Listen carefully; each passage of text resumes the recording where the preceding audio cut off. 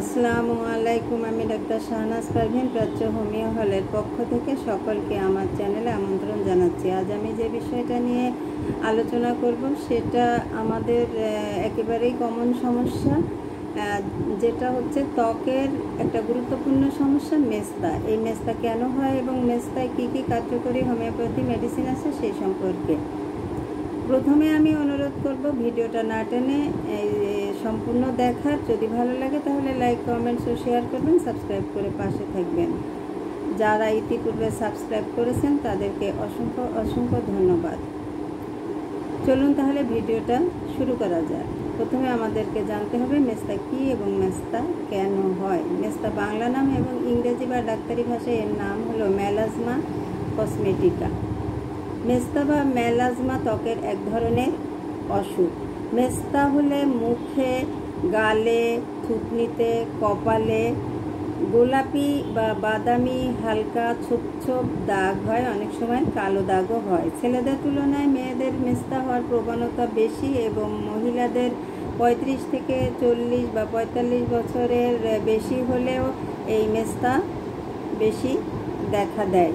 মুখ ছাড়াও অনেক সময় চিবুকে, বাহুর উপরিভাগে, হাতের আঙুলের উপরে এবং পিঠে এই ছোপ ছোপ দাগ হতে দেখা যায়। মূলত ত্বকের রঞ্জন পদার্থ মেলানিনের পরিমাণ বেড়ে গেলে এই মেস্তা হয়। মেস্তা যখন প্রথম হয় তখন হালকা রঙের থাকে এবং আস্তে আস্তে গাঢ় হয়। সাধারণত আমরা দেখি যে শরীরের ইস্ট্রোজেন বা প্রোজেস্টেরনের হরমোনের পরিমাণ বেড়ে গেলে মুখে মেস্তা হয়। এছাড়াও অধিক সময় রোদে কাজ করলে আল্ট্রাভায়োলেট রশ্মির থেকেও মুখে ছোপ ছোপ দাগ হয়। এছাড়াও গর্ভধারণের সময় হরমোনজনিত কারণে গর্ভবতী মহিলাদের মুখে মেস্তা হতে দেখা যায় এবং এই গর্ভবতী অবস্থায় যে মেস্তা হয় তাকে অনেক সময় অনেকে বলে মাস্ক অফ প্রেগন্যান্সি।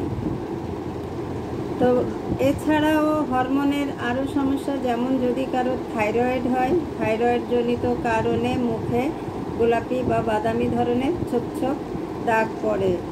আবার মহিলাদের যদি জরায়ুর সমস্যা বা ওভারির সমস্যা থাকে বা ডিম্বাশয়ের সমস্যা থাকে তাহলেও মেস্তা হতে দেখা যায়। এছাড়াও বংশগতি থাকলে মেস্তা হতে দেখা দেয় এবং দীর্ঘদিন যদি কেউ জন্ম নিয়ন্ত্রণের বড়ি বা পিল খায় তাহলেও মুখে মেস্তা হয়। আরেকটা বিশেষ কারণ, মহিলাদের যখন মেনোপজ হয়ে যায় তখন এই মেস্তা বেশি হতে দেখা যায় মহিলাদের মুখে।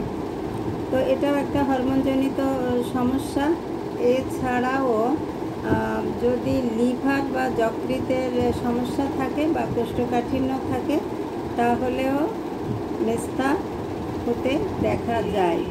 তো আমরা যদি মেডিসিনের পাশাপাশি কিছু প্রতিকারের ব্যবস্থা নিই তাহলে এই মেস্তা কম হয়। যেমন দীর্ঘক্ষণ রোদে কাজ করা যাবে না, প্রচুর পরিমাণে ফল, শাকসবজি ইত্যাদি খেতে হবে এবং পানি খেতে হবে। এছাড়াও রোদে গেলে ছাতা ব্যবহার করতে হবে এবং প্রসাধনী ব্যবহার করতে হবে, সেটা একটু ভালো মানের, এবং ব্যবহার করার পরে মানে তাৎক্ষণিকভাবে মুখটা পরিষ্কার করে ফেস ওয়াশ বা ভালো মানের সাবান দিয়ে মুখের ত্বকটাকে পরিষ্কার করে ফেলতে হবে।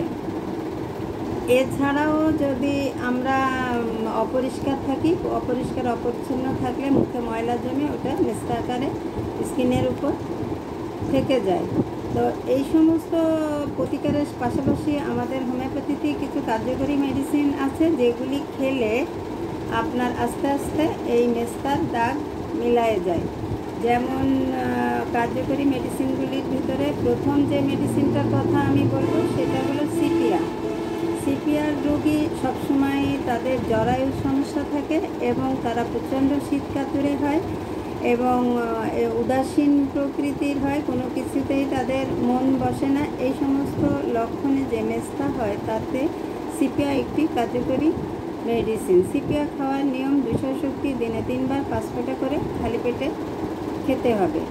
2 নম্বর যে ওষুধটা হচ্ছে সেটা হলো অ্যাক্টিয়া রেসিমোসা। তো অ্যাক্টিয়া রেসিমোসার লক্ষণ হচ্ছে যে মহিলাদের জরায়ুর সমস্যা থাকে এবং এই সমস্ত মহিলারা অসম্ভব শীত কাতুরে থাকে, শীত সহ্য করতে পারে না, সেই সাথে তাদের বাতের সমস্যা থাকে। এই সমস্ত সমস্যায় মেস্তা হলে ওষুধ অ্যাক্টিয়া রেসিমোসা একটি খুব উৎকৃষ্ট মানের মেডিসিন। তো খাওয়ার নিয়ম 200 শক্তি দিনে 3 বার 5 ফোঁটা করে খালি পেটে খেতে হবে। 3 নম্বর যে ওষুধটা আছে সেটা হচ্ছে কলোফাইলাম।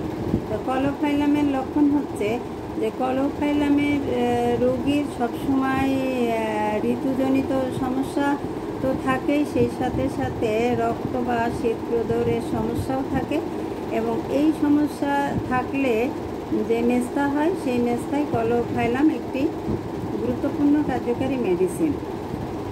কলোফাইলাম খাওয়ার নিয়ম 200 শক্তি 5 ফোঁটা করে দিনে 3 বার খালি পেটে খেতে হবে।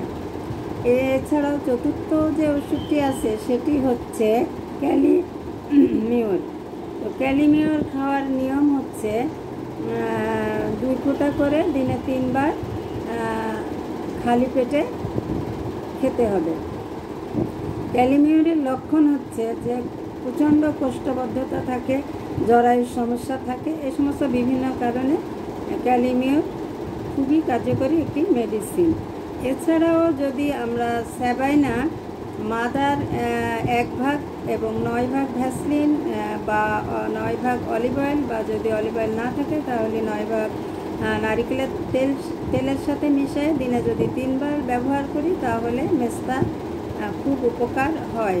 আরেকটা বিশেষ কাজ আমরা সবাই জানি যে ডাবের পানি মুখের দাগ তুলতে খুব সাহায্য করে, তাই যদি আমরা দিনে অন্তত 2 বার ডাবের পানি দিয়ে মুখ ধুই তাহলে এই মেস্তা খুব সহজে দূর হয়। তো দর্শক, আজ এ পর্যন্ত। আগামীতে আবারও নতুন ভিডিও নিয়ে আসবো। সে পর্যন্ত ভালো থাকবেন, সুস্থ থাকবেন, প্রাচ্য হোমিও হলের সাথে থাকবেন। ধন্যবাদ সকলকে।